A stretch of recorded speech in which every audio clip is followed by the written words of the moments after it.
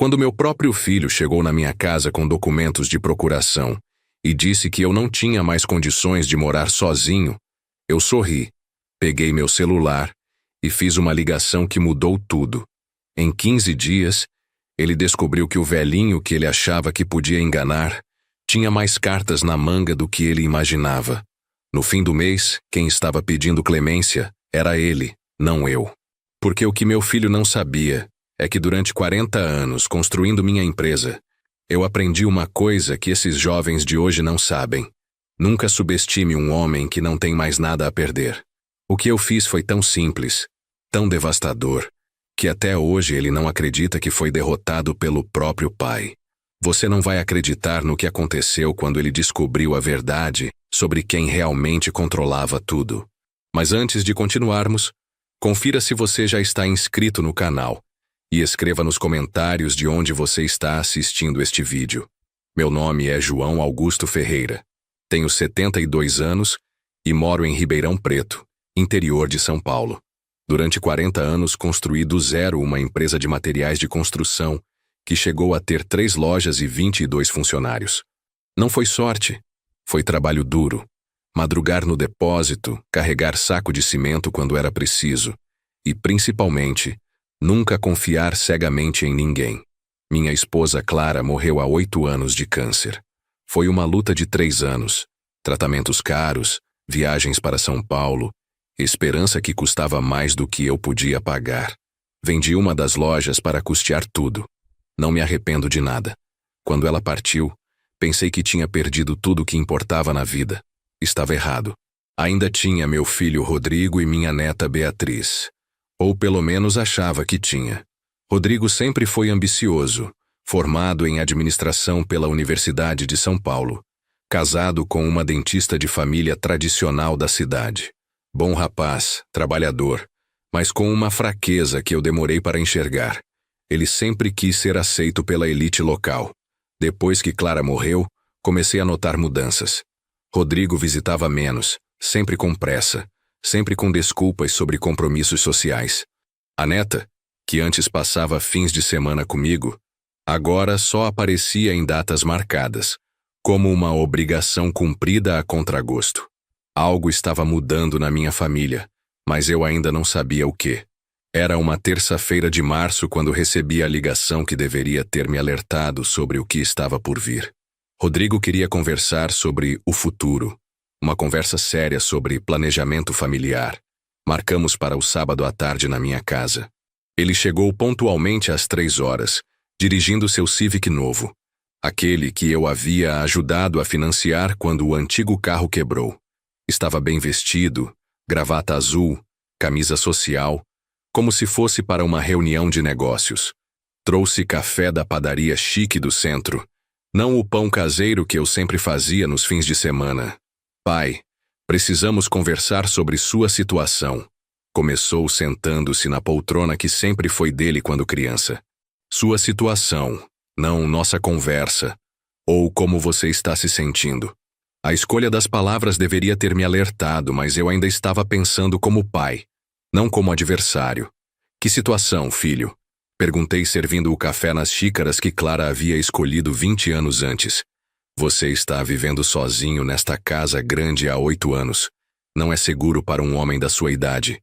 E, sinceramente, pai, você não está mais tão jovem para cuidar de tudo sozinho. Olhei ao redor da minha sala. Casa limpa, jardim cuidado, contas em dia. Onde estava o problema? Rodrigo. Eu cuido muito bem de mim mesmo. Tenho saúde, tenho energia. Esta casa não é problema nenhum para mim. Ele suspirou como quem lida com uma criança teimosa. Pai, você tem 72 anos. Acidentes acontecem. E se você cair no banheiro? E se passar mal durante a madrugada? Eu e Fernanda ficamos preocupados pensando em você aqui sozinho. Fernanda, sua esposa, que mal falava comigo nas últimas reuniões familiares, estava preocupada. Que comovente. Rodrigo, seu avô morreu aos 91 anos na própria casa. Sua avó, aos 87.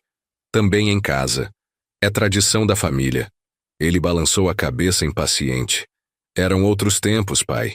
Hoje temos opções melhores. Lugares especializados em cuidados para idosos.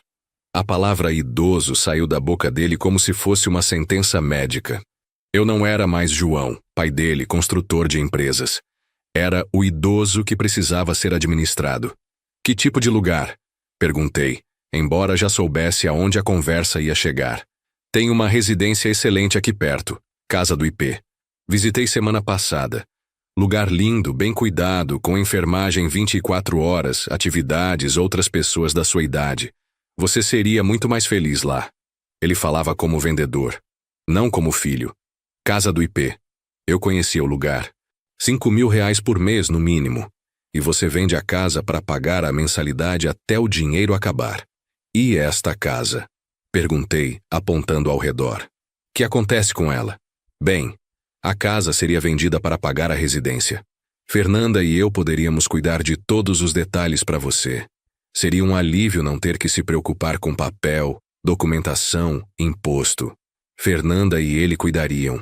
Que generosidade. Rodrigo, falei devagar, esta casa vale quanto hoje? Ele se mexeu na poltrona, desconfortável. Pai, não precisamos entrar em detalhes financeiros agora. Eu perguntei quanto vale minha casa. Por volta de 800 mil, talvez 1 milhão. 1 milhão de reais. 60 anos de trabalho transformados em números que ele queria controlar.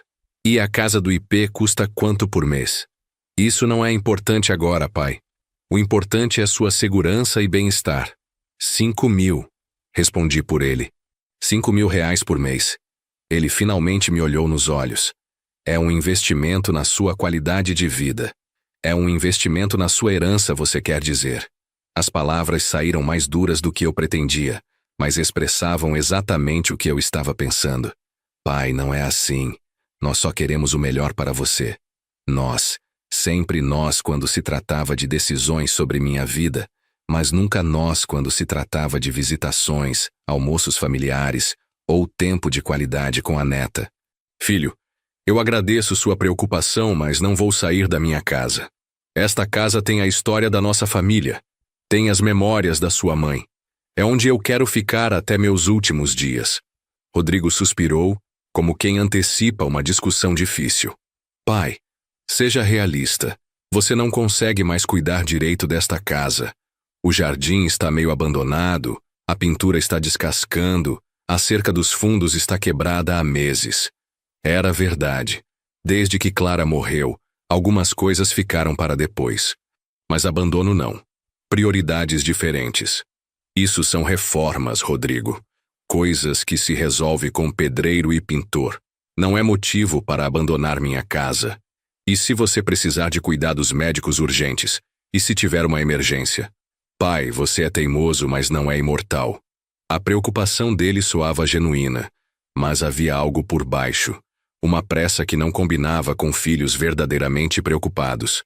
Filhos preocupados perguntam o que você quer, não chegam com soluções prontas.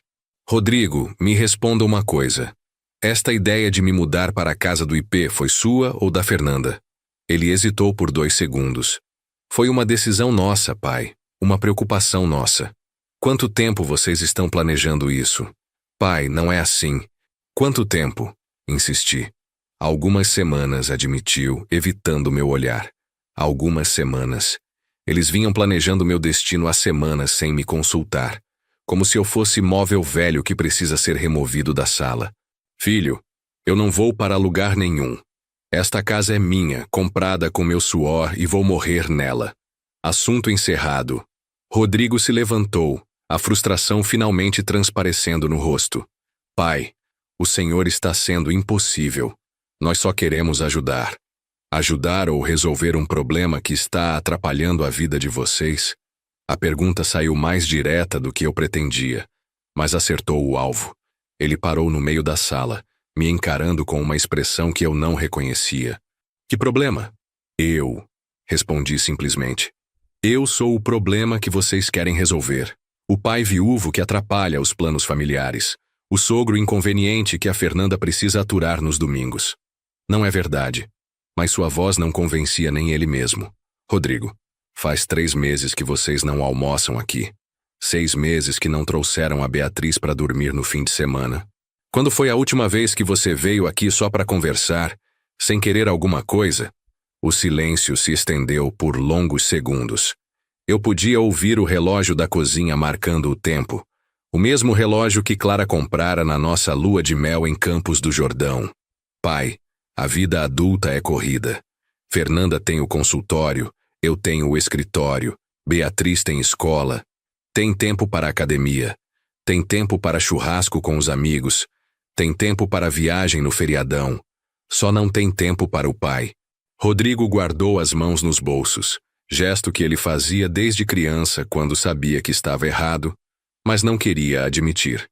Pai, o senhor está exagerando. Só porque não concordamos com essa teimosia sua de ficar sozinho nesta casa. Teimosia, repeti. Querer ficar na minha própria casa é teimosia. Olha, pai, vou ser direto. A família está preocupada.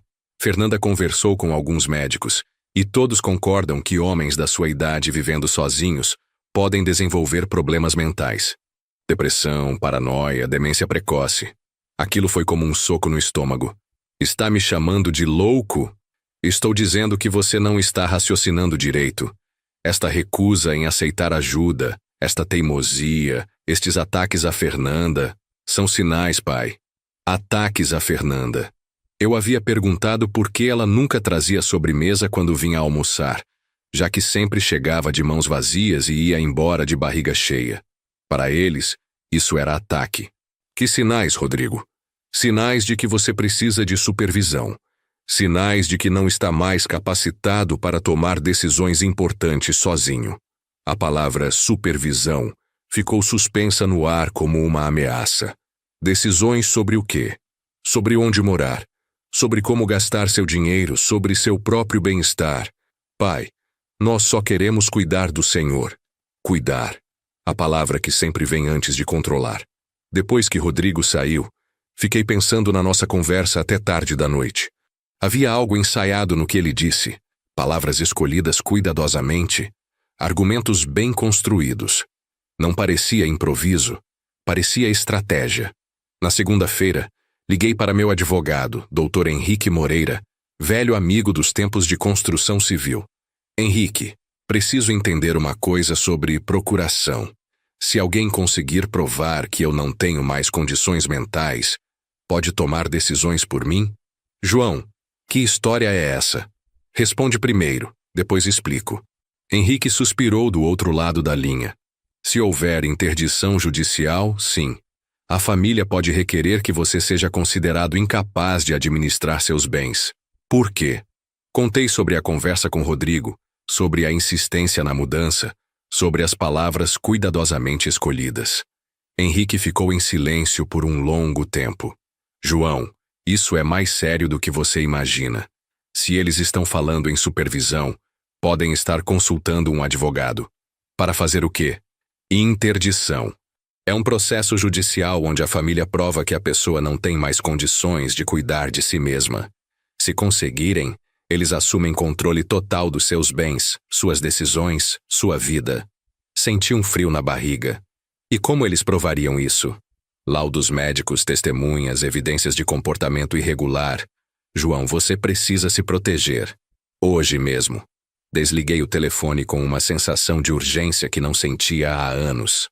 Rodrigo não estava preocupado com meu bem-estar.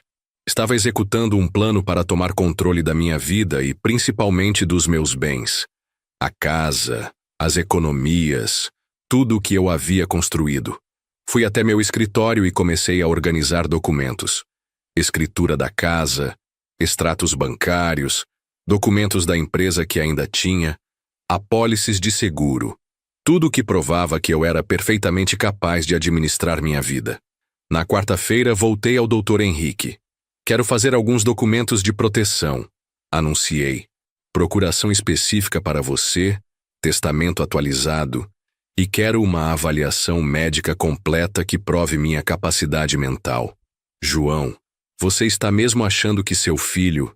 Henrique, em 40 anos de negócios aprendi a identificar quando alguém está preparando um golpe. Rodrigo está preparando um golpe. Contra o próprio pai. Passamos 2 horas revisando estratégias de proteção. procuração limitada que impedia transferências de bens sem minha autorização expressa, testamento com cláusulas específicas sobre mudanças de última hora e, principalmente, avaliação psiquiátrica completa que atestasse minha plena capacidade mental. Uma coisa, João, disse Henrique ao final. Se você está certo sobre as intenções do Rodrigo, precisa estar preparado para as consequências. Proteger-se dele significa aceitar que perdeu o filho que achava que tinha. Na sexta-feira seguinte, Rodrigo apareceu na minha casa sem avisar. Não estava sozinho. Trouxe Fernanda e um homem que não conhecia, apresentado como Dr. Marcos, um amigo da família que queria conhecer o famoso João Ferreira. Dr. Marcos era psiquiatra. Descobri isso depois de 15 minutos de conversa aparentemente casual sobre minha rotina, meus hábitos, minha vida social. Perguntas disfarçadas de interesse, mas que qualquer pessoa com experiência em negociação reconheceria como interrogatório. Seu João, disse Dr. Marcos, Rodrigo me contou que o senhor anda um pouco isolado socialmente. É normal na sua idade, mas importante acompanhar para não virar depressão. Doutor, eu não estou isolado. Tenho meus amigos, minhas atividades. Que atividades? Rodrigo se intrometeu. Pai, você praticamente não sai de casa. Saio sim. Vou ao supermercado, à farmácia, visito o Dr. Henrique. Isso são obrigações, pai, não atividades sociais. Fernanda, que até então havia ficado calada, decidiu participar. Sogro, nós só queremos que o senhor tenha uma vida mais rica, com pessoas da sua idade, atividades programadas. O senhor merece isso. Pessoas da minha idade. Como se eu fosse um produto vencido que precisa ficar na seção certa do supermercado. E vocês acham que eu não consigo decidir isso sozinho? Não é questão de conseguir, disse Dr. Marcos suavemente. É questão de ter perspectiva. Às vezes, quando estamos muito envolvidos na situação, não enxergamos todas as opções. Dr. Marcos continuou fazendo perguntas. Sobre meu sono, minha alimentação, minhas emoções desde a morte da Clara. Perguntas que pareciam cuidado médico, mas que eu reconhecia como coleta de informações para algum propósito específico. Seu João, o senhor às vezes se sente confuso? Esquece compromissos, nomes, onde colocou objetos? Doutor, tenho 72 anos, não 22. Às vezes esqueço onde deixei o óculos. Isso é demência? Rodrigo e Fernanda trocaram olhares significativos. O tipo de olhar que diz, viu só o que estávamos falando. Pai, ninguém está falando em demência, disse Rodrigo. Só queremos garantir que o senhor está bem. Então por que trouxeram um psiquiatra aqui? A pergunta calou a todos por um momento. Dr. Marcos sorriu profissionalmente. Rodrigo mencionou algumas preocupações. Achei melhor conhecer o senhor pessoalmente antes de fazer qualquer avaliação. Que avaliação? Uma avaliação preventiva, para ter certeza de que está tudo bem com sua capacidade cognitiva. Ali estava. A palavra que eu estava esperando desde o início da conversa. Capacidade cognitiva. E se essa avaliação disser que não está tudo bem? Perguntei, olhando diretamente para Rodrigo. Aí conversamos sobre as melhores opções. Ele respondeu evasivo. Opções. Como se minha vida fosse múltipla escolha onde eu não tivesse direito de voto. Dr. Marcos, disse, me levantando da poltrona. Muito prazer conhecê-lo. Agora, por favor, retire-se da minha casa. O psiquiatra piscou surpreso. Seu João, talvez possamos marcar uma consulta formal no meu consultório. Não vamos marcar nada. Você veio aqui sob falsos pretextos trazido pelo meu filho para me avaliar sem meu consentimento. Isso é antiético e possivelmente ilegal. Rodrigo se levantou também. Pai, está vendo? É exatamente esse tipo de comportamento paranoico. Paranoico! Ri sem humor. Rodrigo, você trouxe um psiquiatra na minha casa disfarçado de visita social. Se isso não é conspiração, me explique o que é. Fernanda tentou apaziguar. Sogro, nós só queremos ajudar. Fernanda, você quer ajudar? Então pare de envenenar meu filho contra mim. Pare de plantar ideias sobre minha incapacidade mental. E, principalmente, pare de cobiçar minha casa. O rosto dela ficou vermelho. Eu não estou cobiçando nada. Está sim, vocês dois estão. Acham que vou morrer logo e querem acelerar o processo. Querem me trancar num asilo para pôr as mãos na herança enquanto ainda estou vivo. Dr. Marcos tentou intervir. Talvez todos precisem de um tempo para esfriar as cabeças. Doutor, o senhor precisa sair da minha casa. Agora. Minha voz carregava 40 anos de autoridade em canteiros de obra. Ele entendeu o recado e se dirigiu à porta. Rodrigo me seguiu até a porta, o rosto contorcido de raiva. Pai, o senhor está cometendo um erro grave. Nós estamos tentando protegê-lo. De quem? De si mesmo. De decisões ruins. De pessoas que podem se aproveitar da sua idade. Como vocês estão fazendo agora? Ele parou na soleira, me olhando com uma expressão que misturava raiva e algo que parecia desprezo. O senhor vai se arrepender desta teimosia. Quando precisar de ajuda, quando a vida ficar pesada demais, vai lembrar desta conversa. É uma ameaça, filho. É uma constatação. O senhor não é mais jovem, pai. Não consegue mais cuidar de tudo sozinho. E quando isso ficar óbvio para todo mundo, nós estaremos aqui para tomar as decisões que o senhor deveria ter tomado antes. Tomar as decisões. Não ajudar com as decisões. Tomar. Como se eu fosse criança que perdeu o direito de escolher.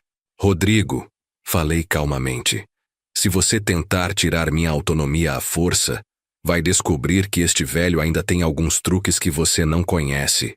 Ele riu com desdém. Que truques, pai? O senhor vai fazer o quê? Me deserdar? Talvez, respondi, olhando diretamente nos olhos dele. Talvez eu faça exatamente isso. Fechei a porta e ficou do lado de dentro, escutando os três conversarem no jardim. Fernanda falando sobre comportamento agressivo, Dr. Marcos mencionando sinais de paranoia, Rodrigo dizendo algo sobre acelerar o processo. Na manhã seguinte liguei para meu contador, Sebastião, que cuidava das finanças da empresa há 20 anos. Sebastião, preciso que você levante tudo sobre a situação financeira do Rodrigo, discretamente. João, que história é essa? Acho que meu filho está planejando me internar para ficar com minha herança. Preciso saber se ele está desesperado por dinheiro ou se é só ganância mesmo. Sebastião conhecia a família há décadas. Havia preparado a declaração de imposto de renda de Rodrigo várias vezes. João, isso é sério. Se for verdade, é verdade. A pergunta é, quanto ele precisa do meu dinheiro? Me dá 2 dias. Enquanto esperava, comecei minha própria investigação. Liguei para velhos amigos, pessoas que conheciam Rodrigo desde criança. Vizinhos que poderiam ter observado mudanças no comportamento dele. Dona Mercedes, vizinha há 15 anos, foi esclarecedora. João, faz tempo que queria conversar com você sobre isso. O Rodrigo anda passando aqui quase toda semana, sempre perguntando como você está, se você está cuidando direito da casa, se não está esquecendo coisas. Perguntando para você, para mim, para seu Antônio da esquina, para a Regina da farmácia, como se estivesse coletando informações. Informações. Para usar onde? Dona Mercedes, ele pergunta que tipo de coisa especificamente. Se você sai muito, se recebe visitas, se a casa está bem cuidada. Semana passada perguntou se eu já te vi conversando sozinho no jardim. Conversando sozinho. Eu conversava com Clara às vezes, no jardim onde plantávamos rosas juntos. Era crime de senilidade? Sebastião ligou na quinta-feira com notícias que confirmaram minhas suspeitas. João, seu filho está em dificuldades financeiras sérias. O consultório da Fernanda está devendo 4 meses de aluguel. Eles atrasaram o financiamento do carro 3 vezes este ano. Como você descobriu isso? Tenho contatos no mercado. E além disso, Rodrigo tentou pedir empréstimo em 2 bancos no mês passado. Foi negado nos 2 por falta de garantias. Falta de garantias. Mas eu tinha garantias. Minha casa, minhas economias. Sebastião, me responde uma coisa. Se eles conseguissem me internar, teriam acesso aos meus bens? Com interdição judicial, sim. Filho seria o curador natural. Poderia vender a casa, movimentar contas, tomar qualquer decisão financeira em seu nome. Agora tudo fazia sentido. A casa do IP não era sobre meu bem-estar. Era sobre liquidar meus bens para resolver os problemas financeiros dele. 5.000 por mês de mensalidade sairia do valor da venda da casa. O resto seria usado para salvar o consultório da Fernanda e pagar as dívidas que eles haviam acumulado. João, você precisa agir rápido. Se eles entrarem com pedido de interdição... Já me protegi, interrompi. Documentos prontos, avaliação médica feita. Mas, Sebastião, quero que você faça outra coisa. O quê? Quero que você descubra exatamente quanta dívida eles têm. Tudo. Banco, fornecedores, cartão de crédito, imposto de renda. Quero saber o tamanho do buraco que estão tentando tampar com o meu patrimônio. Os números que Sebastião trouxe na sexta-feira foram devastadores. Rodrigo e Fernanda deviam 230 mil reais. Consultório em atraso, financiamentos atrasados, cartões estourados, empréstimos pessoais para manter as aparências. Como eles conseguiram se endividar tanto? Perguntei, olhando as planilhas. Vida além da realidade financeira, explicou Sebastião. Escola particular cara para a menina, carro importado, roupas de marca, viagens. Eles vivem como se ganhassem 3 vezes mais do que realmente ganham. E agora querem que eu pague a conta. João, se eles conseguirem internar você, em 2 anos sua casa vira pó. Vão vender tudo para quitar dívidas e manter o padrão de vida. 230 mil reais. Mais da metade do valor da minha casa. Sebastião, se eu quisesse destruir completamente a vida financeira deles, como faria? Ele me olhou com expressão preocupada. João, vingança não resolve. Não é vingança, é autodefesa. Eles declararam guerra. Agora quero saber minhas opções. Sebastião suspirou e abriu seu laptop. Bem, tecnicamente você poderia acionar as dívidas em atraso. Como você tem contatos no mercado, poderia pressionar credores para não renegociar, forçar execução. Continue. Poderia também expor publicamente a situação financeira deles. Em cidade pequena, reputação é tudo. Se a clientela dela descobrir que o consultório está falindo, eles perdem os pacientes. Completei. No sábado, enquanto preparava meu café da manhã, recebi uma ligação inesperada. Era a Fernanda, não Rodrigo. Interessante mudança de estratégia. Bom dia, sogro. Tudo bem? Sogro. Fazia meses que não me chamava assim.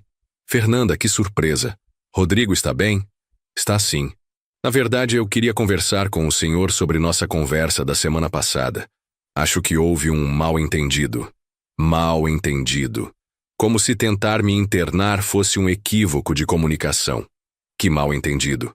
O senhor interpretou nossa preocupação como algo negativo. Nós realmente só queremos seu bem-estar. E vocês determinaram que meu bem-estar exige que eu saia da minha casa. Sogro, vamos ser práticos. Esta casa é muito grande para uma pessoa só. Muito trabalho, muita responsabilidade. Na casa do IP, o senhor teria tudo facilitado. Fernanda, me responda uma coisa. Quanto vocês devem? Silêncio do outro lado da linha. Como assim? Quanto vocês devem? No consultório, no banco, no cartão. Qual o valor total das dívidas de vocês? Sogro, isso não tem nada a ver. 230 mil reais. Disse calmamente. É quanto vocês devem. O silêncio se estendeu. Como o senhor sabe disso? Fernanda, 40 anos de negócios me ensinaram a investigar antes de tomar decisões. Vocês querem minha casa para quitar suas dívidas. A ligação caiu. Fernanda havia desligado na minha cara. Perfeito. Agora eles sabiam que eu sabia. O jogo havia mudado completamente. Não era mais o velho inocente que eles podiam manipular. Era alguém que tinha informações sobre eles. Liguei para Dr. Henrique. Henrique, preciso acelerar nossa estratégia defensiva. Eles sabem que descobri sobre as dívidas. João, isso pode fazer com que eles antecipem o processo de interdição. Deixa eles tentarem. Agora eu sei exatamente por que querem me internar. Segunda-feira de manhã, às 8 horas, toquei a campainha do consultório odontológico da Fernanda. A recepcionista, uma moça jovem que não me conhecia, me atendeu com um sorriso profissional. Bom dia, tem algum agendamento? Não tenho agendamento. Sou o sogro da doutora Fernanda. João Ferreira. Preciso falar com ela. A moça pareceu confusa, mas foi chamar Fernanda. 2 minutos depois, ela apareceu no corredor, de jaleco branco, tentando manter compostura profissional na frente dos funcionários. Sogro, que surpresa! Aconteceu alguma coisa? Aconteceu sim. Preciso conversar com você, reservadamente. Ela olhou ao redor, percebendo que a recepção estava cheia de pacientes esperando. Não é um bom momento. E Fernanda, ou conversamos aqui mesmo na frente dos seus pacientes, ou você arranja 5 minutos no seu consultório. Você escolhe. A ameaça era clara. Ela entendeu imediatamente. Entre no consultório, disse através dos dentes, forçando um sorriso para os pacientes curiosos. Seguimos pelo corredor até sua sala, decorada com diploma e fotos de família. Nossa família, ironicamente. Fernanda, vou ser direto. Sei sobre suas dívidas. Sei sobre o plano de me internar. E sei que você é a cabeça pensante por trás de tudo isso. Ela se sentou atrás da mesa, tentando usar a posição de autoridade profissional. Sogro, não sei de que o senhor está falando. 230 mil reais em dívidas. 4 meses de aluguel atrasado neste consultório. Rodrigo tentando empréstimo em 2 bancos e sendo negado por falta de garantias. O rosto dela ficou pálido sob a maquiagem profissional. Como o senhor? Como eu sei? Fernanda, você casou com filho de empresário. Empresários sabem investigar antes de fazer negócios. E descobrir que minha nora está falindo foi um negócio muito interessante. O consultório não está falindo.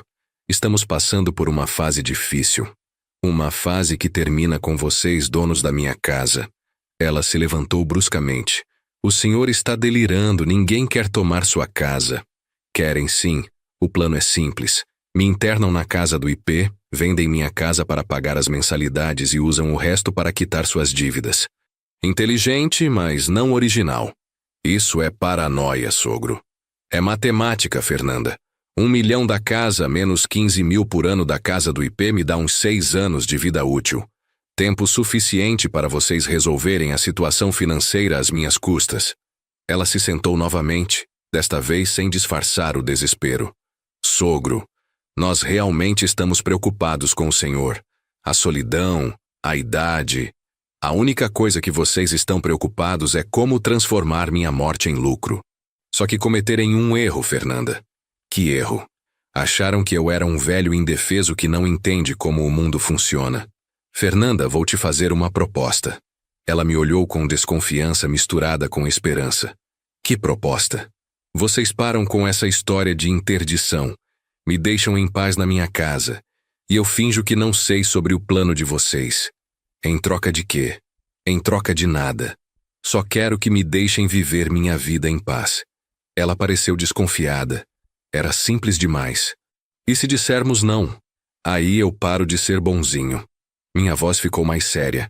Fernanda, eu conheço gente nesta cidade há 40 anos. Fornecedores, clientes, pessoas de influência. Uma palavra minha no lugar certo, e metade da sua clientela descobre que a dentista deles está falindo. O senhor não faria isso. Testou minha paciência tentando me internar. Agora está testando minha capacidade de revidar. Tem certeza de que quer descobrir até onde eu vou? Ela engoliu seco. Sogro, seja razoável. Nós só querem meu dinheiro. Admite logo, Fernanda. Parem de usar minha idade como desculpa para roubar minha herança. Não é roubo se é para seu próprio bem. Meu próprio bem é ficar na minha casa até o dia que eu morrer. Se vocês não conseguem aceitar isso, o problema é de vocês, não meu. O interfone da mesa dela buzinou. Doutora, seu próximo paciente chegou. Fernanda olhou para mim, depois para a porta. Preciso trabalhar, sogro. Precisa mesmo. Especialmente com 4 meses de aluguel atrasado. Saí do consultório com a certeza de que a guerra estava oficialmente declarada. Fernanda não havia concordado com minha proposta, o que significava que eles continuariam com o plano de interdição. Hora de mostrar que eu também sabia jogar pesado. Minha primeira parada foi no cartório do centro da cidade. Queria registrar uma procuração específica cancelando qualquer procuração anterior e nomeando apenas o Dr. Henrique como meu representante legal. Documento que tornaria impossível para Rodrigo tomar decisões por mim, mesmo se conseguisse algum laudo médico duvidoso. Seu João, disse o tabelião, este tipo de procuração é muito específica. Está com algum problema? Estou me protegendo de um problema, respondi. Meu filho está tentando me internar para ficar com minha herança. O tabelião, homem de 60 anos que já havia visto de tudo, balançou a cabeça. Infelizmente não é a primeira vez que vejo isso. Família que enxerga a herança onde deveria ver pessoa. Exato. Por isso quero todos os documentos blindados. Da segunda parada foi no banco.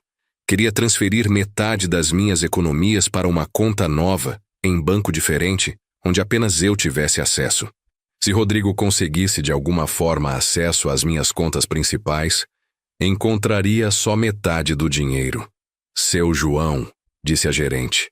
Movimentação grande assim é incomum. Tem certeza? Tenho.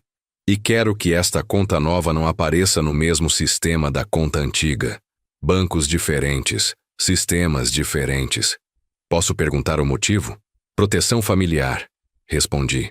Ela entendeu sem precisar de detalhes. Gerentes de banco em cidades pequenas conhecem todas as histórias de família da região. Cheguei em casa às 4 da tarde e encontrei Rodrigo me esperando na varanda. Não estava sozinho. Havia um carro preto estacionado na rua, 2 homens de terno esperando do lado de fora. Advogados, provavelmente. Oi, pai. Sua voz estava diferente, mais formal, como se estivesse seguindo um roteiro. Rodrigo, que visita inesperada. Pai, trouxe algumas pessoas que querem conversar com o senhor. Que pessoas? Dr. Roberto, advogado especialista em direito de família. E Dr. Carlos, geriatra. Geriatra. Médico de idosos. A armadilha estava armada e eles achavam que eu entraria como cordeiro no matadouro. Rodrigo, você trouxe um advogado e um médico na minha casa sem me avisar. Para quê? Para uma conversa oficial sobre sua capacidade de viver sozinho. Conversa oficial, repeti. Soa mais como uma emboscada. Os 2 homens se aproximaram. Dr. Roberto era alto, magro, com a arrogância típica de advogado que cobra caro. Dr. Carlos parecia mais gentil, mas carregava uma pasta que provavelmente continha formulários de avaliação mental. Senhor João, disse Dr. Roberto, seu filho está preocupado com sua segurança e bem-estar. Viemos fazer uma avaliação amigável da situação.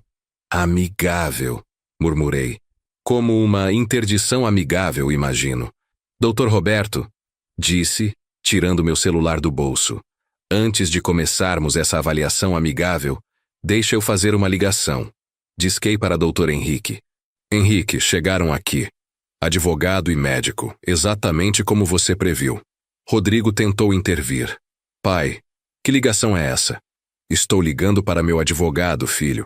Acharam que eu não saberia me proteger? Dr. Roberto pareceu desconfortável. Senhor João, talvez seja melhor conversarmos em particular primeiro. Doutor, vocês vieram à minha casa sem marcação prévia, trazidos pelo meu filho que está tentando me internar para ficar com minha herança. Não vamos conversar em particular coisa nenhuma. Dr. Henrique chegou em 20 minutos. Conhecia Dr. Roberto de vista. Advogados de cidade pequena sempre se esbarram nos corredores do fórum. Roberto cumprimentou friamente. Henrique, respondeu o outro com igual frieza. Que traz você aqui? Meu cliente João Ferreira solicitou acompanhamento legal numa tentativa de interdição irregular. Irregular? Rodrigo se meteu na conversa. Dr. Henrique, nós só queremos o melhor para meu pai. Rodrigo, disse Dr. Henrique, tentativa de interdição sem avaliação médica prévia, sem notificação do interessado, com médico e advogado chegando sem agendamento na casa da pessoa, é irregular sim. Dr. Carlos, que até então havia ficado calado, tentou amenizar a situação. Talvez possamos resolver isso de forma civilizada. Senhor João, podemos marcar uma avaliação formal no meu consultório? Dr. Carlos, disse Dr. Henrique antes que eu pudesse responder. Meu cliente já fez avaliação médica completa na semana passada. Temos laudo de 3 médicos atestando plena capacidade mental e física. A expressão de Rodrigo mudou completamente. Que avaliação? A avaliação que qualquer pessoa sensata faria ao descobrir que a família está tentando interná-la. Respondi. Rodrigo, você acha que 40 anos de negócios não me ensinaram a me proteger? Tirei da pasta que havia preparado cópias dos laudos médicos. Dr. Fernando Sampaio, clínico geral. Dr. Mário Santos, cardiologista.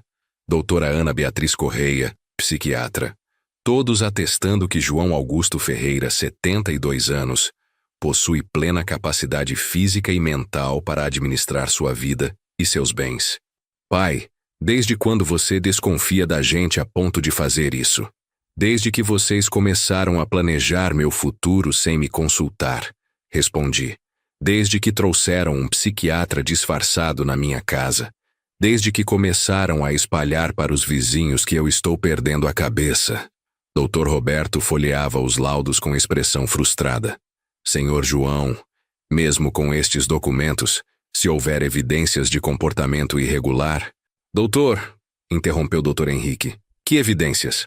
O comportamento paranoico, as acusações contra a família, a recusa em aceitar ajuda, listou o Dr. Roberto.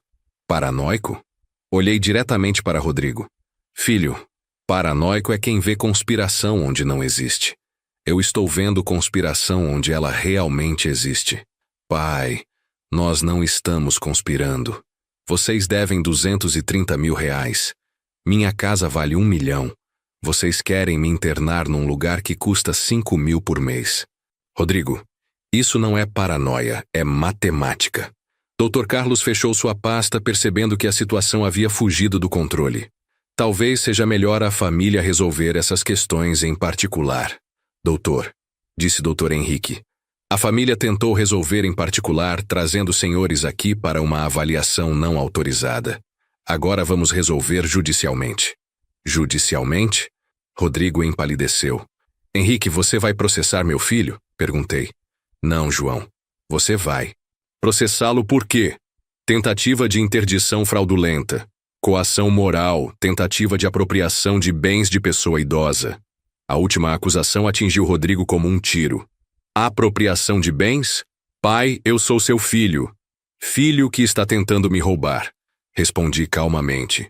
Existe nome para isso no Código Civil. Dr. Roberto tentou uma última cartada. Senhor João, talvez possamos chegar a um acordo extrajudicial. Doutor, o acordo é simples. Meu filho para de tentar me internar e eu paro de investigar como ele pretendia usar minha herança para pagar as dívidas dele. Depois que todos saíram, liguei para Sebastião. Sebastião, quero que você faça uma coisa para mim. Fala, João. Quero que você levante todas as transações financeiras que eu fiz em benefício do Rodrigo nos últimos 10 anos. João, para quê? Porque se eles querem brincar de guerra jurídica, eu vou mostrar que o filho que está tentando me roubar já roubou muito mais do que imagina. Sebastião ficou em silêncio. Você tem razão. Vou levantar tudo. Na quarta-feira, os números estavam na minha mesa. Durante 10 anos, desde a morte da Clara, eu havia ajudado Rodrigo e Fernanda com 340 mil reais. Entrada da casa, carro, casamento, curso de especialização dela, equipamentos do consultório, escola particular da Beatriz. 340 mil reais que eu havia dado pensando que estava ajudando família. Dinheiro que agora percebia ter sido encarado por eles como obrigação minha, não favor. Pior, dinheiro que eles haviam queimado mantendo o padrão de vida acima da realidade financeira. Sebastião, esse dinheiro que dei para eles tem alguma forma legal de reaver? Teoricamente, se você provar que foi obtido mediante coação ou promessas falsas, sim, mas é difícil. E se eu provar que eles estão tentando me internar para ter acesso ao resto do patrimônio? Aí muda tudo. Isso configura captação de herança de pessoa viva. Crime previsto em lei. Crime. Meu filho estava cometendo crime contra mim. Sábado de manhã, recebi uma visita inesperada. Era a Beatriz, minha neta de 15 anos, sozinha de bicicleta. Vô João, posso conversar com o senhor? Fazia meses que não a via sem os pais por perto. Claro, netinha, aconteceu alguma coisa? Ela entrou e se sentou na poltrona que sempre foi dela quando criança, mas agora parecia desconfortável. Adulta demais para móveis de memória. Vô, meus pais estão falando umas coisas sobre o senhor que eu não entendo. Que coisas? Que o senhor está ficando meio esquecido, que precisa de cuidados especiais. Mas quando eu venho aqui, o senhor parece normal. Do fundo do coração de uma adolescente, a verdade mais clara que qualquer laudo médico. Beatriz, seus pais acham que eu não tenho mais condições de morar sozinho. Mas o senhor tem. A casa está limpa, o senhor cozinha, cuida do jardim. Seus pais querem me colocar num asilo. Ela arregalou os olhos. Num asilo? Por quê? Porque eles acham que seria melhor para mim. Não contei sobre as dívidas, sobre o plano real. Ela era criança, não precisava carregar o peso da ambição dos pais. Vô, o senhor quer ir para um asilo? Não, netinha. Quero ficar na minha casa até o dia que eu morrer. Então por que eles querem forçar o senhor? A pergunta de uma garota de 15 anos expunha a crueldade de uma situação que os adultos tentavam disfarçar como cuidado. Beatriz, seus pais conversaram com você sobre mudanças na família? Ela balançou a cabeça. Só disseram que talvez o senhor fosse morar num lugar com mais gente, onde pudessem cuidar melhor do senhor. E você? O que acha disso? Acho estranho, vô. O senhor não parece precisar de cuidado especial. E além disso, se o senhor sair daqui, quando eu vou vir te visitar, meus pais mal trazem eu aqui como está. A honestidade brutal da adolescência. Beatriz estava vendo o que eu estava vendo. Depois que eu saísse da minha casa, as visitas iriam diminuir até desaparecer completamente. Era mais conveniente para todos se eu simplesmente sumisse da vida da família. Netinha, posso te pedir uma coisa? Claro, vô. Se seus pais perguntarem como eu estou, você pode falar a verdade? Que me viu bem, lúcido, cuidando da casa sozinho? Posso. Mas por que eles perguntariam? Porque talvez eles precisem de testemunhas para provar que eu não estou bem. Ela franziu a testa, confusa. Testemunhas? Vô, isso parece coisa de tribunal. É exatamente isso, Beatriz. Seus pais querem me levar ao tribunal. Para quê? Para provar que eu não tenho mais condições de tomar minhas próprias decisões. Ela ficou em silêncio por um longo momento, processando informações pesadas demais para sua idade. Vô, isso é muito sério. É muito sério, concordei. Por isso preciso que você seja minha testemunha da verdade. Na segunda-feira seguinte, às 9 da manhã, 3 carros pararam na frente da minha casa. Rodrigo, Fernanda, 2 advogados, um médico e uma assistente social que não conhecia. Exército completo para uma batalha que eles achavam que seria fácil. Atendi a porta já esperando pelo confronto. Bom dia, pai. Rodrigo tentou soar casual, mas a tensão estava estampada no rosto. Bom dia, que visita interessante. Veio todo mundo para quê? Pai, trouxemos algumas pessoas para ter uma conversa oficial sobre sua situação. Minha situação continua a mesma, filho. Estou bem, estou na minha casa, estou cuidando da minha vida. A assistente social se apresentou. Senhor João, sou Marina, do Conselho Municipal do Idoso. Recebemos uma denúncia sobre possível situação de risco. Denúncia de quem? Família preocupada com seu bem-estar. E que risco vocês identificaram? Ela abriu uma pasta consultando anotações. Moradia inadequada para pessoa idosa, isolamento social, possíveis sinais de declínio cognitivo. Moradia inadequada? Olhei ao redor. Senhora Marina, a senhora quer entrar e ver a casa que consideram inadequada? Ela hesitou, olhando para Rodrigo. Talvez possamos fazer uma avaliação rápida. Entrem todos, disse, abrindo a porta completamente. Quero que vejam a casa inadequada onde o velho negligenciado vive em condições de risco. Eles entraram como uma comissão de inspeção, olhando cada canto com olhos críticos, procurando evidências de desleixo ou incapacidade. Encontraram uma casa impecável. Sala organizada, cozinha limpa, banheiros funcionando perfeitamente, quartos arrumados. Casa muito bem cuidada, admitiu Marina, anotando na prancheta. Senhor João, quem ajuda com a limpeza? Eu mesmo, respondi. Toda terça e sexta faço limpeza geral. Segunda, quarta e quinta, Apenas manutenção. Dr. Carlos examinou a geladeira. Alimentação balanceada, frutas, verduras, comida caseira. Abriu os armários. Medicamentos organizados por dia da semana. Receitas médicas atualizadas. No escritório, encontraram minhas contas organizadas em pastas por categoria, impostos em dia, documentos atualizados. Senhor João administra suas finanças sozinho? Perguntou Marina. Administro. 40 anos de empresa me ensinaram a cuidar de dinheiro. Rodrigo estava ficando visivelmente nervoso. A casa perfeita destruía o argumento de incapacidade. Pai, mas e a solidão? O senhor fica muito tempo sozinho. Rodrigo, solidão é escolha. Isolamento é quando ninguém te visita. Seus pais vêm aqui 2 vezes por mês no máximo. Marina anotou isso também. E atividades sociais. Jogo dominó às quartas no bar do Zé. Vou à igreja aos domingos. Encontro amigos no supermercado. Senhora Marina, eu tenho 72 anos, não estou morto. Doutor Carlos, disse Marina. Que avaliação o senhor faria baseado no que vemos aqui? O geriatra pareceu constrangido. Senhor João demonstra plena autonomia para atividades da vida diária. Casa bem cuidada, alimentação adequada, medicamentos organizados, finanças em ordem. E quanto à capacidade cognitiva? Insistiu Rodrigo. Filho, interrompi.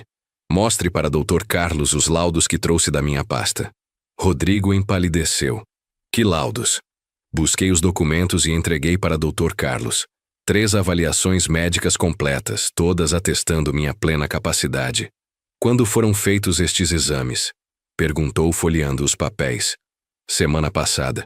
Quando descobri que minha família estava planejando me internar sem me consultar. Marina parou de escrever. Senhor João, o senhor foi informado previamente sobre a intenção da família? Senhora Marina, descobri por acaso. Meu filho trouxe um psiquiatra disfarçado de visita social. Foi quando percebi que tinha problema. Dr. Roberto tentou retomar controle da situação. Senhor João, mesmo com estes laudos, a família tem direito de manifestar preocupação. Dr. Roberto, disse Dr. Henrique, família tem direito de manifestar preocupação. Não tem direito de arquitetar interdição às escondas. Ninguém está arquitetando nada. Não? Tirei meu celular e coloquei no viva-voz. Sebastião, você pode repetir para todos o que descobriu sobre as dívidas do meu filho?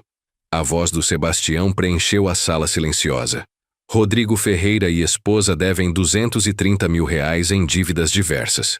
Consultório odontológico com 4 meses de aluguel atrasado. Financiamentos em atraso. Cartões estourados. Rodrigo tentou desligar meu telefone. Pai, isso é particular. Não é particular quando vocês usam minha suposta incapacidade mental para justificar a apropriação dos meus bens, disse, afastando sua mão. Sebastião, continue. João, eles tentaram empréstimo usando como garantia a expectativa de herança. Foram negados por falta de comprovação de renda compatível. Expectativa de herança. Como garantia de empréstimo. Marina havia parado de escrever e estava olhando para Rodrigo com expressão de espanto. Senhor Rodrigo, é verdade isso? Marina, situação financeira não tem nada a ver com preocupação familiar. Tem tudo a ver, interrompi. Quando a preocupação familiar surge exatamente no momento em que vocês precisam desesperadamente de dinheiro. Desliguei o telefone e encarei meu filho. Rodrigo, quanto tempo vocês acham que minha casa duraria pagando suas dívidas e a casa do IP? Silêncio total. Respondam, insisti. Quanto tempo? Dr. Carlos se manifestou pela primeira vez com indignação na voz. Senhor Rodrigo, se a motivação para a internação é financeira... Não é financeira. Rodrigo explodiu. É genuína preocupação. Preocupação que apareceu coincidentemente quando suas dívidas chegaram ao limite, disse Dr. Henrique secamente. Marina fechou sua prancheta. Senhor João, baseado no que vi hoje, não há justificativa para a intervenção do Conselho do Idoso. O senhor demonstra plena capacidade de autogoverno. Rodrigo tentou um último argumento. Marina, mas e os riscos de morar sozinho? Senhor Rodrigo, Morar sozinho não é crime nem incapacidade. Milhões de idosos no Brasil vivem sozinhos perfeitamente bem. Ela se virou para mim. Senhor João, se precisar de qualquer coisa, tem nosso telefone. Dr. Carlos também se despediu. Senhor João, do ponto de vista médico, não vejo necessidade de mudança de moradia ou supervisão. Continue cuidando da saúde como está fazendo. Restaram apenas Rodrigo, Fernanda e Dr. Roberto. Pai, tentou Rodrigo. Mesmo que não haja necessidade legal. Rodrigo, interrompi. A partir de hoje vocês estão proibidos de entrar na minha casa. Como assim? Como ouviram? Não são mais bem-vindos aqui. Tentaram me roubar, falharam. Agora lidem com as consequências. Fernanda falou pela primeira vez desde que chegara. Sogro, o senhor não pode nos proibir de visitar. Posso sim. Esta é minha casa, minha propriedade privada. E vocês são pessoas que tentaram me prejudicar. Dr. Roberto tentou intervir. Senhor João, essa é uma decisão muito drástica. Doutor, a decisão drástica foi deles quando decidiram me tratar como incapaz. Agora vivam com as consequências. Pai, a Beatriz é sua neta. O senhor não pode impedir ela de ver o avô. Beatriz é bem-vinda sempre. Vocês dois nunca mais. Rodrigo tentou se aproximar. Pai, seja razoável. 40 anos eu fui razoável, Rodrigo. 40 anos ajudando você, sustentando seus projetos, pagando suas contas. E como você me retribui? Tentando me roubar. Nós não estamos tentando roubar nada. 340 mil reais que eu dei para vocês nos últimos 10 anos. Agora querem o resto. Se isso não é roubo, o que é? Fernanda tentou uma abordagem diferente. Sogro, talvez possamos esquecer tudo isso e recomeçar. Fernanda, vocês queimaram essa ponte quando trouxeram advogado e médico para me avaliar como se eu fosse louco. Ela começou a chorar. Lágrimas que poderiam ser genuínas ou estratégicas. Sogro, nós erramos feio, mas o senhor é família, não pode nos banir para sempre. Posso sim, e é exatamente o que estou fazendo. Rodrigo explodiu. Pai, o senhor está cometendo um erro que vai se arrepender. O erro foi de vocês quando acharam que podiam me tratar como senil incompetente. Apontei para a porta. Saiam da minha casa. Agora.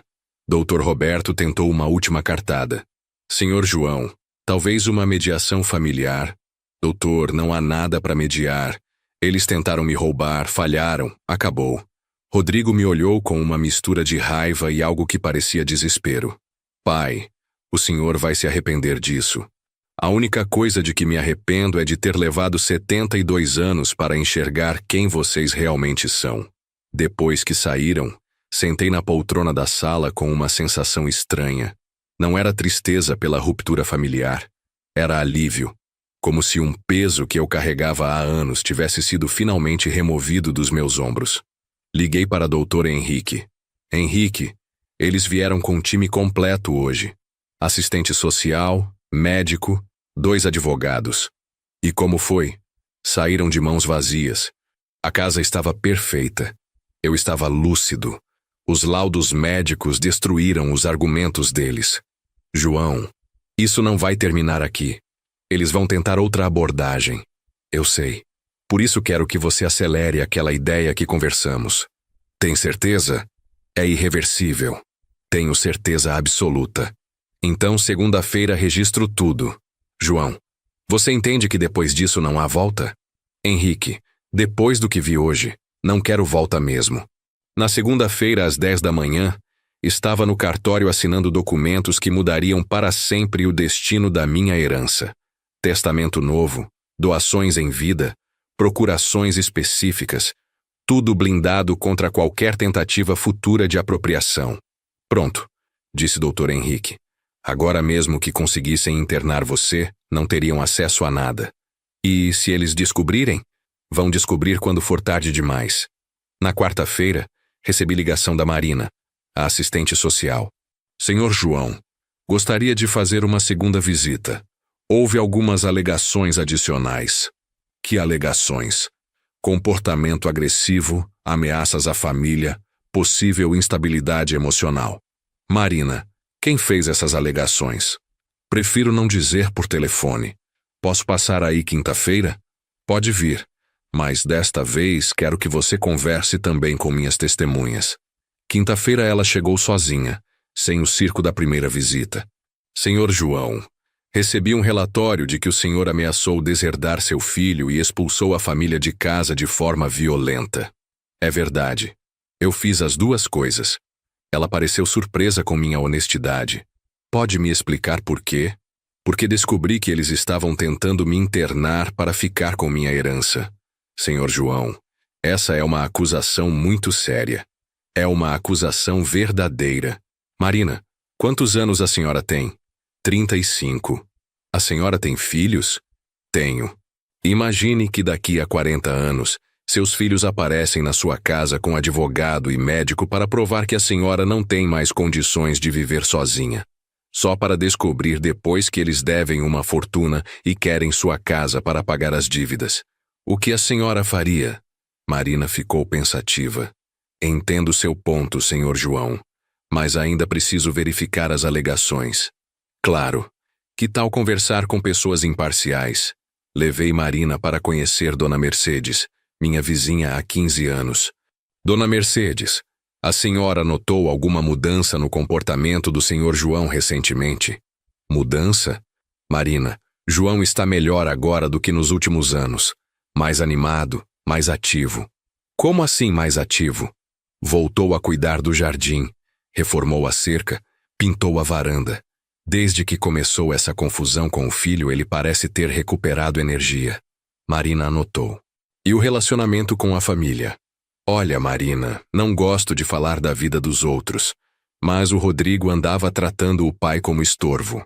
Vinha aqui questionando se João estava bem da cabeça, se cuidava direito da casa.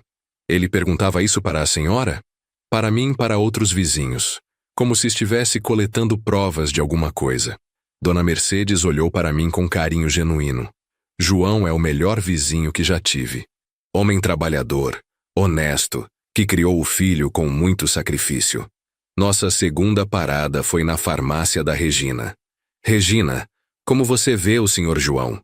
Marina, João vem aqui toda semana, sempre no mesmo dia, sempre organizando os remédios certinho. Conversa sobre futebol, política, tempo. Homem mais lúcido que muito jovem que passa aqui. Ele já demonstrou algum sinal de confusão mental? Nunca. Pelo contrário, sempre lembra de tudo. Até os remédios que tomava há anos atrás quando a Clara estava doente. No bar do Zé, a resposta foi unânime. João é nossa memória viva. Lembra de histórias da cidade que nós já esquecemos. Joga dominó melhor que qualquer um. Se ele está ficando gagá, eu quero ficar gagá igual. De volta à minha casa, Marina fechou sua prancheta. Senhor João, baseado em tudo que vi e ouvi, não há justificativa para qualquer tipo de intervenção. O senhor demonstra plena capacidade física, mental e social. E o relatório sobre comportamento agressivo? Defesa legítima contra a tentativa de apropriação de bens. Qualquer pessoa reagiria da mesma forma. Ela hesitou antes de continuar. Senhor João, posso dar uma opinião pessoal? Claro. Cuidado com sua família. O que eles tentaram fazer é grave. Se não deu certo desta vez, podem tentar outras formas. Que outras formas? Acidentes domésticos, isolamento forçado, pressão psicológica. Já vi casos assim. Acidentes domésticos. A possibilidade me deu calafrios. Marina, o que você recomenda? Documentação de tudo. Se eles voltarem com novas alegações, se acontecer qualquer coisa suspeita, se alguém tentar forçar decisões sobre sua vida. E se eles tentarem de novo? Aí vira caso de polícia. Tentativa de apropriação de bens de idoso é crime com pena de 2 a 8 anos de prisão. 2 a 8 anos. Rodrigo não sabia o risco que estava correndo. Depois que Marina saiu, fiquei sozinho na minha sala, olhando para as fotos de família na estante. Rodrigo criança, adolescente, formatura, casamento. Em todas elas, eu estava orgulhoso do filho que estava criando. Agora sabia que havia criado um estranho. 3 semanas depois, recebi uma ligação de número desconhecido. Senhor João, Aqui é Dr. Pedro, do Banco do Brasil. Pois não, doutor. O senhor é pai do Rodrigo Ferreira? Sou. Senhor João, seu filho usou o nome do senhor como referência para um empréstimo. Poderia confirmar algumas informações. Rodrigo havia me usado como referência, depois de tudo que aconteceu. Dr. Pedro, que informações? Bem, ele declarou que terá acesso à herança paterna em breve, devido à idade avançada do senhor. Usou isso como garantia complementar. Usou minha morte iminente como garantia de empréstimo. Dr. Pedro, eu tenho 72 anos, saúde excelente e pretendo viver pelos próximos 20 anos, no mínimo. Além disso, meu filho não tem direito nenhum sobre meus bens enquanto eu estiver vivo. Entendo. E sobre herança futura? Doutor, semana passada mudei meu testamento. Rodrigo foi completamente removido. Ele não herdará um centavo meu. Silêncio do outro lado. Senhor João, posso perguntar o motivo? Ele tentou me internar num asilo para ter acesso aos meus bens. Descobri a tempo. Me defendi e tomei as medidas necessárias. Nossa, Senhor João, vou ter que negar o empréstimo dele baseado nessas informações. Doutor Pedro, isso é decisão sua. Só posso garantir que meu filho mentiu sobre expectativa de herança. Desliguei o telefone e, pela primeira vez em meses, sorri com satisfação genuína. 1 hora depois, meu telefone tocou. Rodrigo, desesperado. Pai, o que o senhor disse para o banco? A verdade, filho. Que você não vai herdar nada. Pai, pelo amor de Deus, eles negaram nosso empréstimo. E qual é o meu problema? Nós vamos perder tudo. A casa, o consultório, tudo. Rodrigo, vocês já tinham perdido tudo. Só não sabiam ainda. Pai, eu imploro. Não há mais pai aqui, Rodrigo. Há apenas um velho que aprendeu a se defender dos próprios familiares. Desliguei e olhei pela janela. Dona Mercedes estava regando as plantas. Seu Antônio lavava o carro. A vida seguia normal na rua onde eu escolhera viver até meus últimos dias. 6 meses depois, soube por conhecidos que Rodrigo havia perdido a casa e Fernanda fechado o consultório. Mudaram para um apartamento alugado. Beatriz veio me visitar no mês passado, de ônibus, sozinha. Disse que entende por que tomei as decisões que tomei. Às vezes, a vingança perfeita é simplesmente deixar que as pessoas enfrentem as consequências das próprias escolhas. Eles quiseram meu dinheiro, perderam meu amor, quiseram minha casa, perderam minha família. A justiça às vezes demora, mas sempre chega. Se você gostou desta história, deixe seu like no vídeo. Inscreva-se no canal e compartilhe suas impressões nos comentários. Para ouvir a próxima história, clique no vídeo sugerido ao lado.